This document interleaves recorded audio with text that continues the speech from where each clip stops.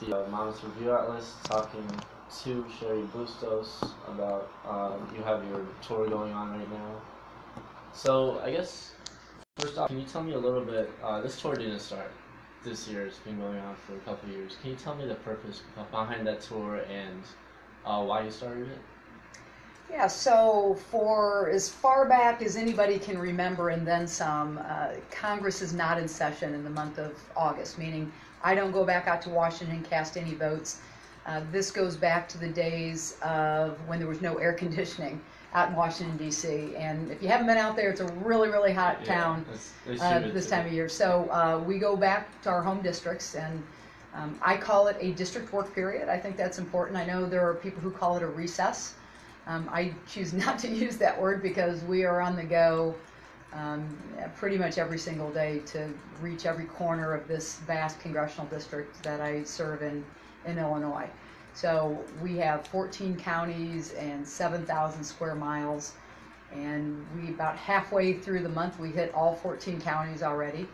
But what I've done now for the last several years, we call this our 21st Century Heartland Tour. So I like to pay attention to smaller towns and make sure that we're not, avoiding towns like Hamlet, Illinois, where I went yesterday, population 48, wow, in Mercer County. I've been to Knox County just numerous times. Was in Mercer County. Yesterday was my third time there for the month of August. But so we're focusing primarily on what's going on with the ag economy, with small businesses. We've got a particular concern right now because we're in the middle of a trade war, the tariffs that are adversely affecting our family farmer. And so hopefully I walk away from meeting with family farmers or going to a biodiesel plant or an ethanol plant or being on a barge that's carrying our commodities to market. Hopefully when I walk away from that, I've listened a heck of a lot more than I've talked and know when I go back out to Washington what I need to be fighting for and what I need to be fighting against. And so the Farm Bill is a big topic. Can you talk a little bit about your position on the bill, if you're in negotiations, and if there's been any progress on it? Yeah, so I was in Congress when we negotiated the current Farm Bill, which will expire the end of September. And I think we did a pretty good job on that bill. It was a 5-year bill. If you talk to most family farmers, they were very happy with what we did with crop insurance. And it was from a bipartisan perspective, we worked together really well. We ended with a good product that has gotten us through here, for the next, 40-ish days. That said, time is ticking. So we have to get a new Farm Bill passed. The House has already passed a bill. The Senate has passed a bill, and if we could think back to days in high school or in junior high, that comes together, those two bills, because they are so different, and we have to work out those differences. And that process, the way that works is we have to get appointed to a conference committee. And there are only 19 Democrats on that entire conference committee. So I'm one of those 19. I'm the only Democrat from Illinois that will be on the conference committee. And my goal will be to make sure that we end up with a good farm bill. I will be one voice sitting around the table, so I think it's important to manage expectations. But right now, going into that, we have a House bill that barely passed. Frankly, it's not a very good bill. It didn't pass at all. It didn't get enough Democrat or Republican votes. The second time it was brought up, it only passed by a 2-vote margin. So really not a very good bill. Is it very partisan? It's entirely partisan. Yeah. So I've served on the Ag Committee since I've been out in Congress. And literally no Democrats were invited into the negotiation table on the House bill. We were handed the bill, on a Thursday afternoon, and it's literally this thick. And we had to vote on it just a few days later. So the process was bad. The end product wasn't very good. On the contrary, the Senate bill voted 88-11. Very, very bipartisan. from the start. The Democratic leadership and leadership sat down together, the key members sat down together, and it passed overwhelmingly with bipartisan support. So now we'll have to work out those differences. There are some good components of the House bill. There are better components of the Senate bill. And our goal in the end will be to work out those, some of which are vast differences, and hopefully do it by the end of September, which is the deadline, and hopefully end up with a good farm bill that will last for the next 5 years. And what are some of those differences between the two bills? One of the ones I have the biggest concerns about is the rural development program that falls under agriculture. The House version does not call for any funding. Why that's a big concern is if you just look at our congressional district, since 2009, almost $500 million, almost $500 million has come just to our congressional district since 2009. Just last week, I was in a town called Georgia, Illinois, another town called Tampico, Illinois, the birthplace of Ronald Reagan. Yeah. And we're giving both of those communities a combination of grants and low-interest loans to help with their water systems. And these are towns, small populations that had a problem with safe drinking water. And if it had not been for the rural development program, there's no way they could afford to make these improvements. But that story can be told time and time and time again, not just in congressional districts like ours, but all over the state of Illinois, all over the Midwest, and all over the country. And so the concern I have is that there's no funding that's been mandated in the House bill. The Senate bill does have the funding in it. Another issue, especially because we have a lot of pig farmers around here, is probably the number one request I get from pig farmers is it's called a vaccine bank, to make sure that should the foot and mouth disease become a problem with the swine population, that there is a vaccine bank to deal with that before it gets out of control.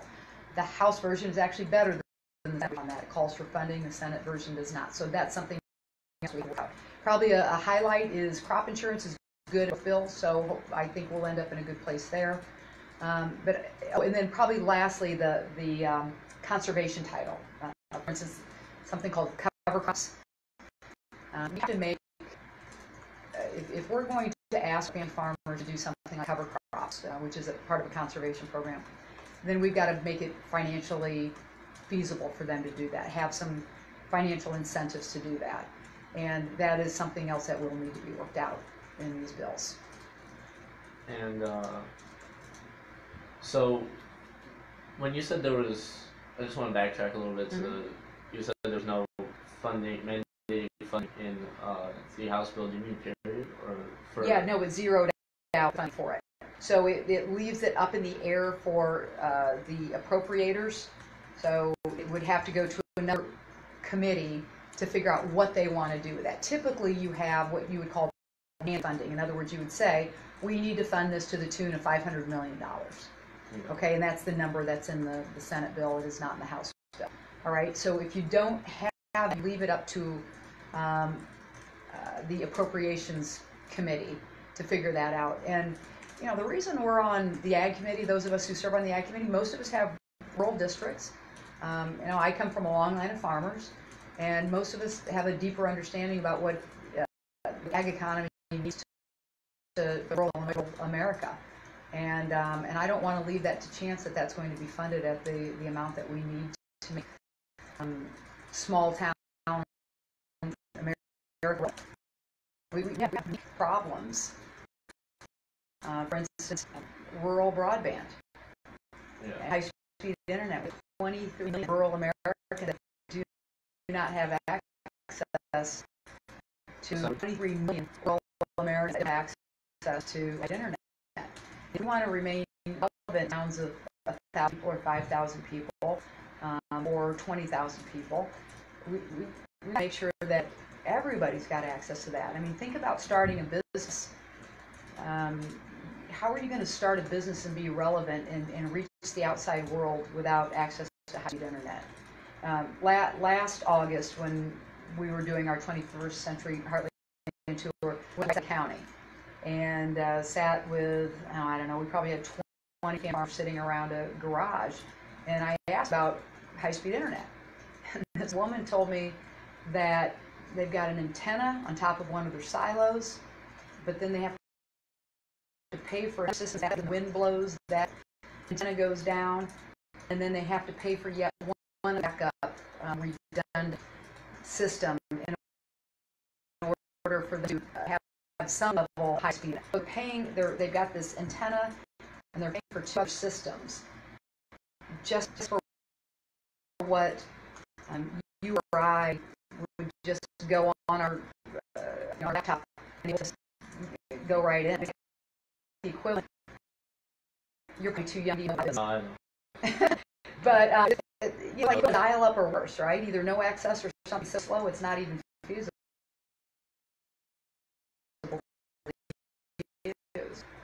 So the funding, and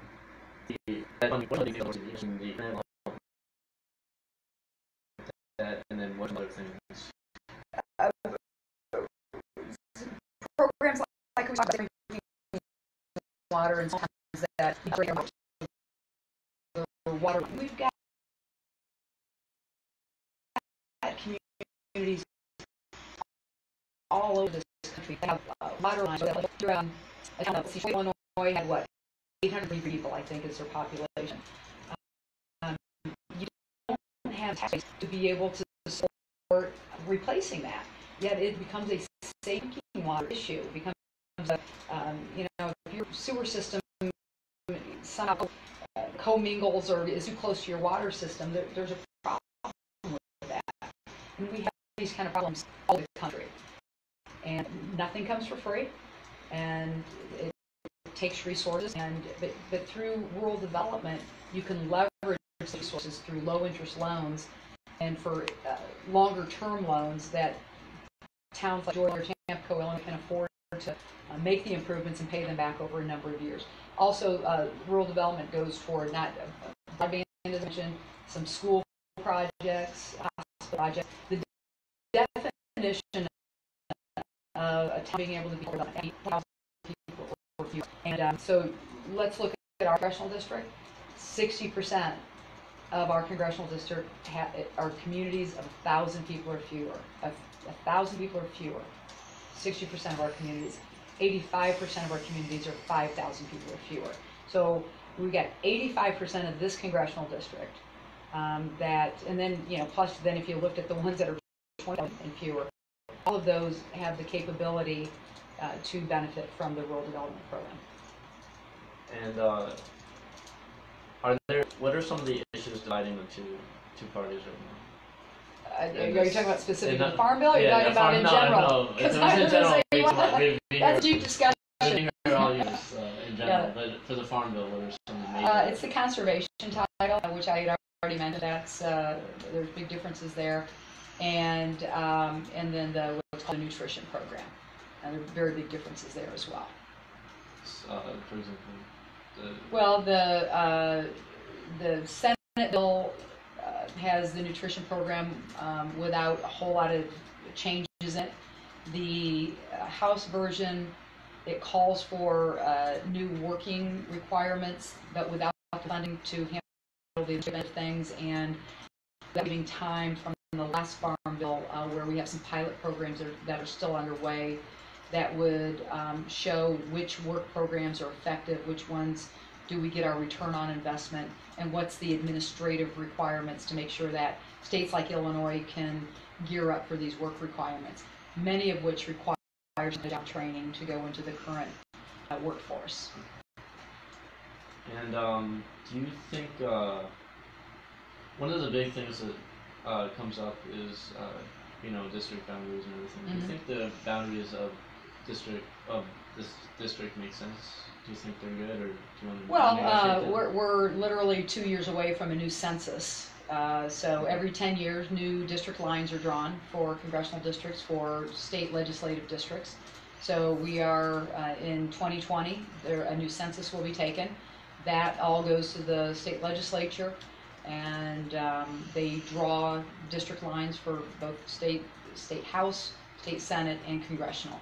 And then that has to be signed by the governor, and if there's any court challenge challenge. The court has to take a look at that. That's what's happened out in Pennsylvania recently, where it was ruled unconstitutional at the state level, and then new district lines are drawn. So that happens in 2022, where the new district lines will be in effect. So do you think right now you don't have enough information to know whether you're going to advocate for certain changes, or is that something there will be happens? Changes. There's absolutely no doubt about it. Certain changes that you're going to push for specifically, or certain areas you want? I'm in favor of making sure that our census is fair and accurate and complete. That every person who lives in the state of Illinois is counted. I think that's critical. We are going to lose at least one congressional seat, at least one, maybe two. That's because of a population shift. So there are many states in this country that are going to lose congressional seats, and there are certain states, most of which are in the South. People are moving south, and they are moving to the coasts, to the West Coast, and so those are states that are likely to pick up congressional seats. Okay. What's not good about that is the fewer congressional seats you have, the less clout you have in Washington, D.C. If you have a big congressional delegation from any one state, that gives you a little more clout. And so that's not a good thing to lose one seat, and let alone lose two. And I hope very much that we don't lose two. And on the federal level, a lot of people in rural America, there's a lot of support for Trump because of promises he made to farmers. Do you think that he's keeping any of the promises, and if not, what do you think he's gone back on?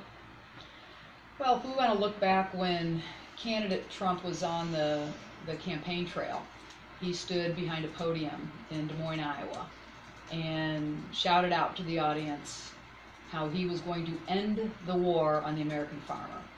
I guess what I would ask the family farmer is, what do they think? Do they think that he's ended the war on the American farmer? Do they think that the trade war that we are in with China and Mexico and Canada have been good for their bottom line? Do they think that the tariffs that China has retaliated from our tariffs, do they think that has been good for their bottom line?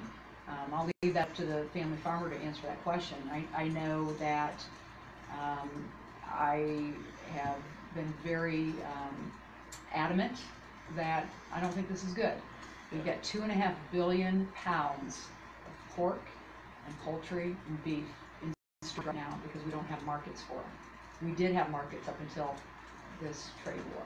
2.5 billion pounds. Soybeans are at a 9-year low right now. Farm family income is at about a decade low right now. And so there's literally a hole that's been burned in the middle of a family farmer's wallet, and I hope the wallet doesn't go up in flames.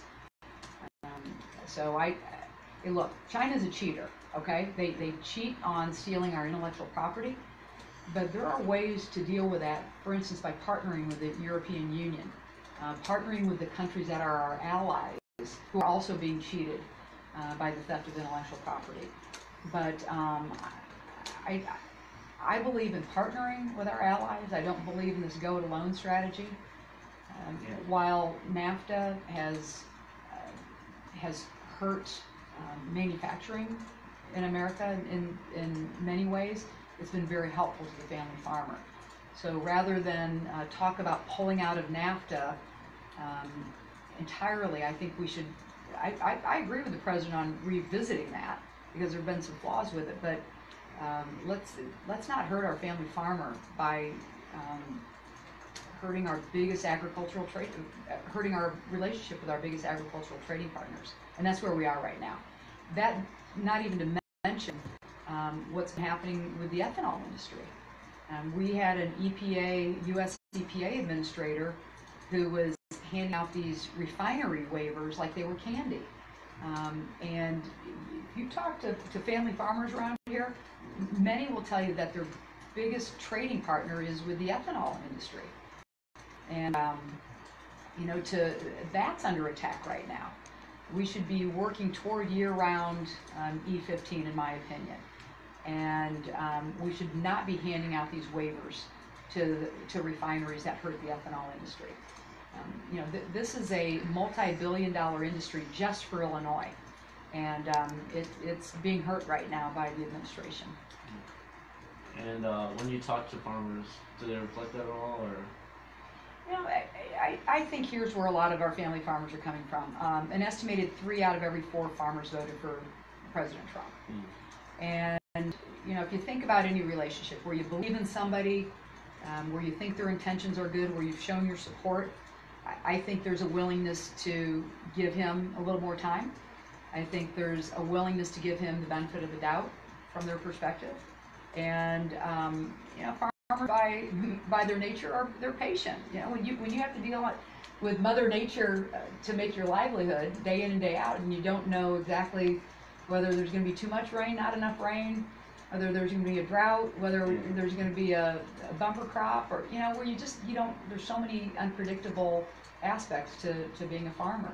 I think what I hear from people is that there's a willingness to give the president a little more time, and I just hope in the end that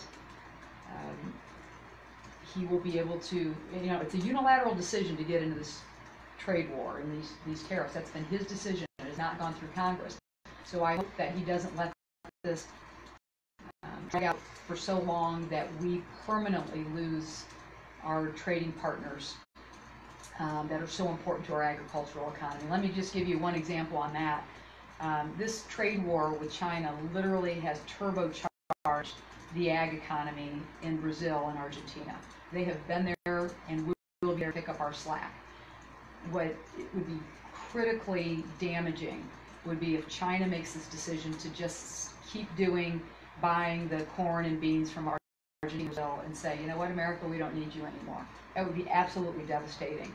And when I say that the clock is ticking, that's what I mean. We can't afford to permanently lose our China as one of our biggest trading partners. We cannot afford that. Most of the farmers I talk with, you've heard this phrase, trade not aid. They want to expand their markets.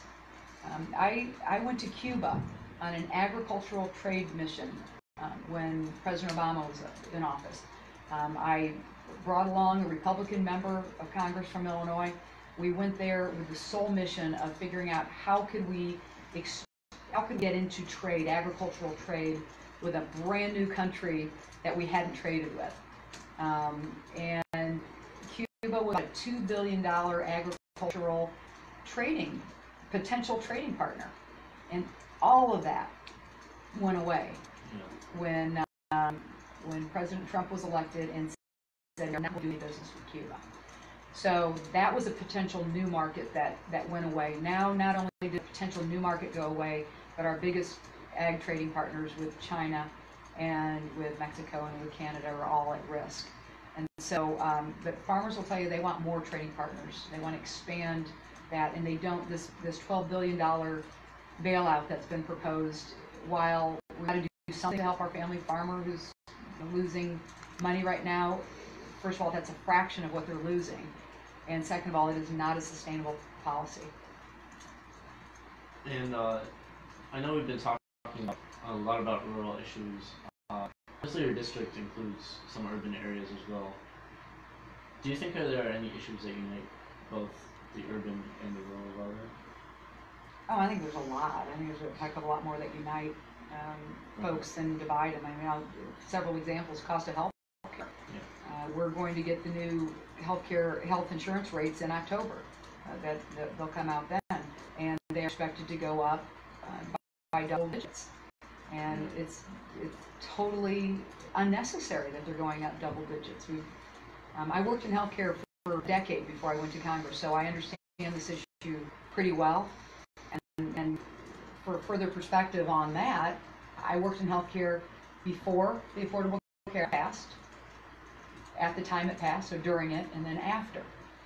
And before it passed, when we talk about unsustainability, we were on an unsustainable path. Rates were going up double digits every year. We had close to 50 million Americans without access to health care. They didn't have health insurance, so which meant that when they needed care, they were getting no preventive care. They were going to the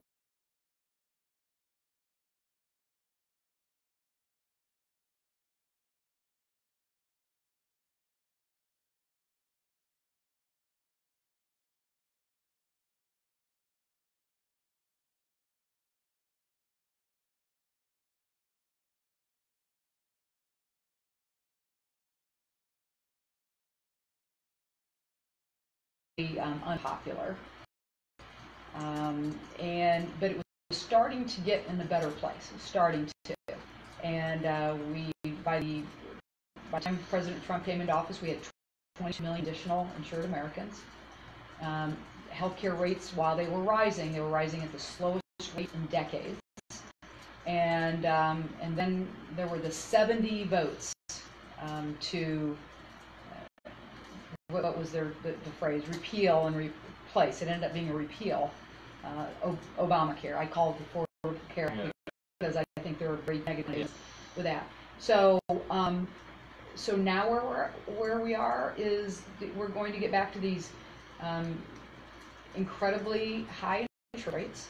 We will have we do have insurance companies that can now discriminate against people with pre-existing conditions. Remember, being a woman was a pre-existing condition, just because of my gender, or Lucy's gender, who's holding your Facebook Live camera there. But I don't know a family out there who doesn't have a loved one or a neighbor or someone they're close to who doesn't. Everybody's got some kind of pre-existing in their family or their extended family. I mean, think about anybody with a heart attack, anybody with cancer, anybody who was born with a birth defect. Any of that, those are all pre-existing conditions where we can go back to those days where insurance companies can say, we don't want to insure you. And so that's something that brings together, it doesn't matter where you live, it's a concern. Price of prescription drugs, out of control. We have a case in our congressional district of a drug that babies have to take in order to stay alive that went from $40 a dose to $40,000 a dose. That's unconscionable. I'm a co-sponsor of a bill that calls for transparency in that. If a company wants to increase the price of one of the prescriptions, they have to show why.